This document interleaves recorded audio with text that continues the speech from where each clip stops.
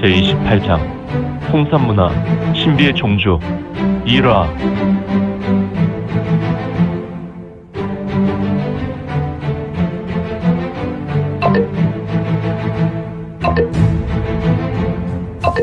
구독과 좋아요, 알림 설정 부탁드립니다.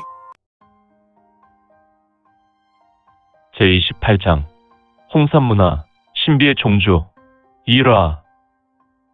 지금 의금부 취조실에 두 개의 광채가 번쩍이고 있었는데 하나는 황금색 금광이었고 하나는 검붉은 피와 같은 적색 광채였다. 다만 구석에서 번쩍이는 광채, 이 빛을 보고 있었던 인물이 있었으니 바로 어사대의 부대인이었는데 그의 눈은 놀란 눈으로 두 눈은 튀어나올 것 같았으며 그의 두 눈은 어두운 공간에서 빛을 보았으므로 두 눈에 실핏줄이 터졌다. 과연 무엇을 보았기에?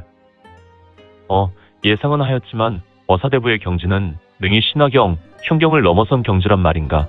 운해육존 호황자 적극령은 전대 고인으로 현재 강화에서는 그를 상대할 리가 거의 없는 신과도 같은 자인데 황금색 금광은 이건이었고 강력한 적광은 바로 호황자 적극령이 뿜어내는 내가 공부의 진력이었다. 두 사람 모두 두 손을 쭉 뻗어내어 서로의 내가 진력을 높이고 있었으니 강호 무림에서는 간혹 이 같은 대결을 일삼았는데 이는 바로 본인들의 내공 대결이기도 하였다. 황금색 금광이 적광을 밀어내기도 하였고 또는 때로 적광이 금광을 밀어내고 있었다. 허허, 이상하구나. 어떻게 어린 녀석이 이런 내공을 가지고 있더란 말인가. 나는 일각 동안 녀석과 대결하며 녀석을 압도할 수 없어서 이상히 여겼으나 이유는 녀석의 무한공력에 있다는 것을 알았다. 하지만 어떻게 이래서는... 이보시오, 그대는 이렇게 죽어서는 안 될 것 같소. 내공은 당신보다 내가 뛰어나다는 것을 인정하시오. 이거는 전음으로 이야기했으며 호황자 적극령은 낮은 음으로 대답을 대신했고 일수참결 연남천, 절기를 보일 것이오. 나는 내가 공력을 거둘 것이오. 그러니 연남천의 절기를 맞이하시오. 헉! 이거는 본인의 내가 진력을 거뒀다. 허허, 어떻게 이런 일이 있을 수가 있더란 말인가. 호황자 적극령은 경악을 금치 못했으니 그는 계속해서 내가 공부의 진력을 이건에게 쏟아내고 있었으나 이거는 자신의 내가 진력을 멈췄다. 그렇다면 당연히 이거는 호황자 적극령의 공력에 의해 날아가거나 호황자의 공력에 의해 극심한 내상을 입고 충격을 받는 것이 정상일 것이다. 하지만 이거는 너무도 멀쩡할 뿐 아니라 오히려 본인은 기운이 빠져 잠시 현기증까지 잃었으니 뭔가 도대체 이것은 무슨 무공이란 말이지? 호황자 적극령은 자신의 두 손을 내려다보았으며 인생무상이란 생각이 불현듯 들었다. 무국초라. 이거는 미소를 짓고 도대체가 그럼 지금 이 현상이 바로 무국절하란 말인가? 물론이요. 일수참결 연남천의 절기는 매우 우미한 절기여 상대가 당하는지도 알 수 없도록 하여 상대는 이미 목숨을 잃게 되는 특징이 있어. 허허허허, 명불허전이군.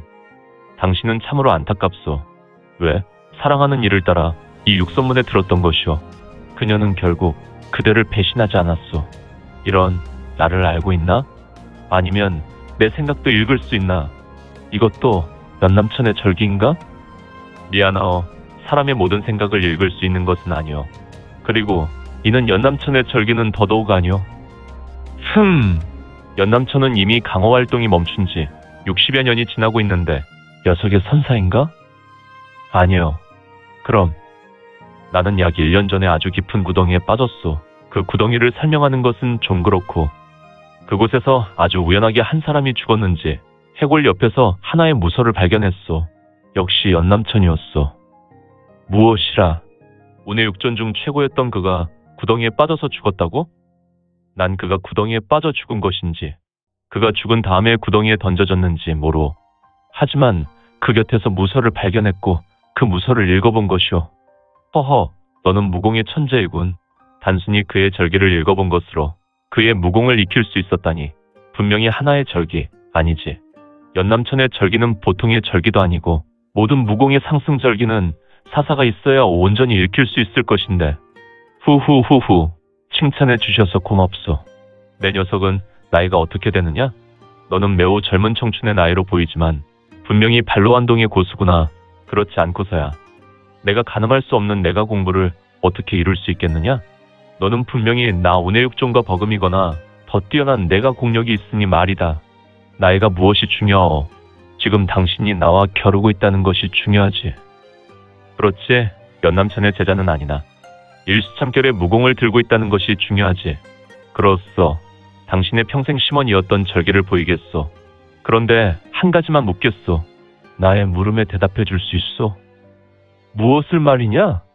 호황자 적극령은 모든 것을 체념한 얼굴이었으며 다만 이거는 짙은 미소를 지었다. 내가 만약에 연남천의 최후 심득을 보여줄 수 있다면 대답해 줄 수도 있지. 좋소. 그렇게 하겠소. 연남천의 최후 심득을 그대에게 보이리다. 그대는 충분한 자격이 있으니 말이오. 그래, 좋구나. 호황자 적극령은 쓴미소를 지었으며 나의 질문은 간단하오. 그대는 그대의 생명을 포기하면서까지 그대의 연인을 사랑한 것이오? 허허허허. 무덤까지 가지고 갈 비밀을 이야기해달라고 하는군. 내가 사랑했던 여인을 알고 있느냐? 물론이요. 나는 그대와 손속을 나누고 그대의 무공에는 무언가 치명적인 약점이 있다는 것을 느꼈소. 일종의 안전장치라 할까? 그렇지. 안전장치가 분명하지. 하지만 내가 원했고 내가 통제 가능한 안전장치가 아니라 육선문의 문주 도량이 나를 지배하는 원천이라고나 할까? 숙명고. 허허, 다른 사람의 입에서 숙명고란 말을 들을 줄이야. 이거는 침묵했고 호황자는 말을 이었다. 도량 그놈은 아주 비겁한 놈이지. 그리고 녀석 또한 원나라가 왕성한 당시 우리 운해육존의 한 놈이지. 명부도살, 도량. 도량도 아는가? 하긴 이 마당에 도량이란 놈을 안다는 것은 중요하지 않지. 아무튼 도량 그 미친놈은 자기 누이에게 숙명고를 먹였지. 물론 숙명고를 먹은 여인은 내 여자이기도 하고. 숙명고는 치명적인 부분이 있어. 숙명고를 조종할 수 있는 자는 중독된 자의 심령을 지배하게 되어 그가 명령한 일은 무조건 따라야 하는데 이를 거부하면 머리가 터져버려 죽을 수밖에 없어. 그쯤은 나도 알아. 하지만 녀석의 누이, 즉 나의 여인이 죽어가면 내게 부탁했지. 나보고 죽지 말라고. 그리고 자기 목까지 살아서 오라비를 도우라고. 알겠어. 당신을 이해했어. 그대는 정말 연남천의 절기를 맞이할 자격이 있어. 한 가지 정보를 주겠소. 그래야 조금은 정당한 대결이 될 것이니 말이오. 무슨 정보를 주겠다는 것이지? 연남천의 절기는 과거 제갈량의 팔진도와 같은 쾌를 추구하오. 그는 어릴 때 매우 연약한 신체를 가지고 있었어. 그는 어떠한 외공을 쌓을 수 없는 신체적 약점을 가지고 있었기 때문에 그는 체질상 음유기공을 연성할 수밖에 없었어. 제갈량의 팔진도는 각 향방이 철저하게 연한 고리를 형성하여 알게 모르게 각 방위에게 영향을 주게 되어 있어. 그러므로 눈에 보이지 않는 연한 고리가 무음, 무풍, 무양으로 상대에게 보이지 않는 선망을 뒤집어 씌워 적을 권역 아래에 묶어두고 무기력하게 만둬. 조금 어려운 개념이지만 이해는 되는군. 좋소. 그대의 장기를 살려 최대한 양강지기를 끌어올려 상대해보시오. 그러면 그대에게도 행운이란 것이 찾아올 수도 있으니 말이오. 후후후후. 녀석, 나에게 행운이란 영원한 안식이다. 이건의 말에 적극령은 모든 것을 해탈한 눈으로 홀로 생각했다. 그러니 안타깝다는 것이오. 희망이 없는 자에게는 이미 삼도천을 건넌 것과 같은 삶을 살고 있으니 말이오. 그대는 이미 죽어버린 영혼이오. 역시 이거는 이미 호황자 적극령이 어떤 결정을 하였는지 알고 있었다. 츠츠츠츠츠스스스스. 적극령은 두 발을 어깨 너비로 벌리고 다만 이건에게 손짓하여 들어오라는 행동을 보였다. 오직 한 번이다.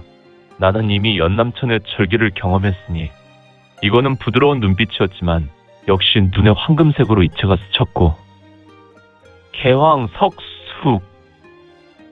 이거는 천천히 그리고 정중하게 낮은 음성으로 말했고 그의 손에서 약간의 바람이 일어났다.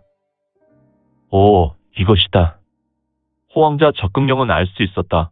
비록 눈에는 보이지 않았지만 마치 바닷가에서 해일이 일어나 자기를 덮치는 것과 같은 압력에 의해 자기 몸이 눌리는 것을 말이다. 그는 미소를 지었으며 몸에서 붉은색 적광이 폭발하였고 파강, 콱콱콱, 쾅쾅쾅. 거대한 광풍이 매우 단단한 벽을 밀어버리는 공기의 진동이 밀실에 일어났다. 그리고 뒤따라서 진천내가 터지는 소리가 따라왔으니 이때 황금색 금광이 사방으로 터져나가 밀실에 가득하였는데 이를 보고 있었던 어사대 부대인의 눈에는 호황자도 이건도 모두 사라졌고 오직 금광이 장렬하였으며 잠시 후 어사대의 부대인은 눈을 천천히 떴으며 그는 본인의 느낌상 만겁의 오랜 시간이 흐른 것처럼 느꼈다. 한동안 그의 눈에는 아무것도 보이지 않았고 그의 눈은 다소 어두운 취조실의 모든 것이 천천히 보이게 되었다. 그의 눈에 확연히 들어온 자는 밀실에 서 있는 오직 이건이었다. 종전 본인이 참했던 여섯 무인도 호황자도 보이지 않았다. 허허, 나의 이성의 한계를 벗어난 무공이군. 역시 어사대부는 이 세상의 인물이 아니다. 성계에서 오신 분이 분명하다. 내가 들고 있는 무공도 감히 중원에서 입에도 거론하지 못할 것인데 어사대부의 무공은 세상에 다시 없는 신성공이구나. 어사대의 부대인은 자신이 무슨 생각을 하는 것인지조차 정확하게 인지할 수 없었고 다만 막연하게 홀로 이러한 생각을 하고 있었다. 이리 오시오, 부대인.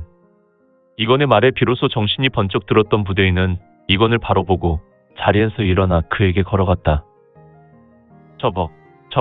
저벅. 도대체 이것이 무슨 일입니까? 어사대의 부대인은 이건에게 다가가 의문이 가득한 얼굴을 하였고 그냥 부대인이 본 그대로요. 어떻게 설명하기가 어렵군요. 아, 때로는 본 것을 마음에 묻을 필요가 있어. 알겠습니다, 어사대부. 지금 사실보다 정말 중요한 일이 있어. 나는 당장 이곳을 나가서 육선문으로 들어가야 할 것이오. 육선문이요? 그렇소. 그대도 들었을 것이지만 아무래도 해연 군주가 육선문에 의해 납치된 것 같소. 허허, 이런 말도 안 되는. 그렇지요. 말이 안 되지요. 육선문은 어찌되었든 선대로부터 내려온 나라와 민족을 위한 곳으로 명조정의 황제가 인정하는 독립된 기관이지요. 하지만 육선문은 수장의 변심으로 전혀 다른 조직도 될 수 있어. 어차피 기관이란 수장에 의해 그 정체성이 정해지니. 허허, 정말 거인이다. 어떻게 현 응천부의 상황을 정확하게 꿰뚫고 있는지. 어사대부는 무공의 실력뿐 아니라 생각의 그릇도 이 온 세상을 담을 수 있는 대기가 분명하다. 이거는 의금부의 밀실을 쓸어보다가 일단 부대인께서는 어사대를 모아서 제가 알려드린 육선문으로 오셔야 할 것 같소.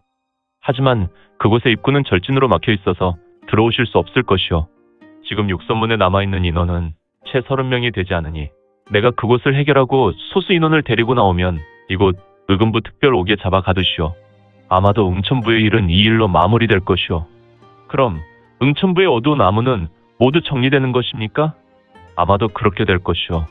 그렇다면 외람된 말씀이지만 이후로 어사대부께서는 어떻게 되시는 것인지요? 뭐 지금 말을 할 필요가 있겠소.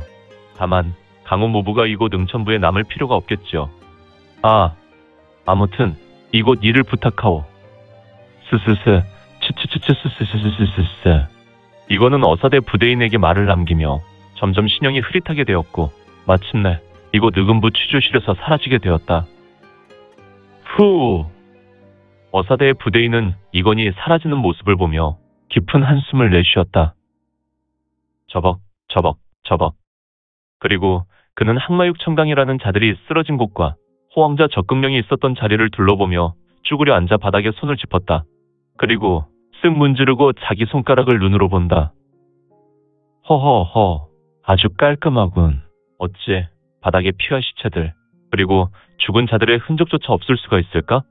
도대체 어사대부의 무공은 어떤 경지란 말인가? 후후후후.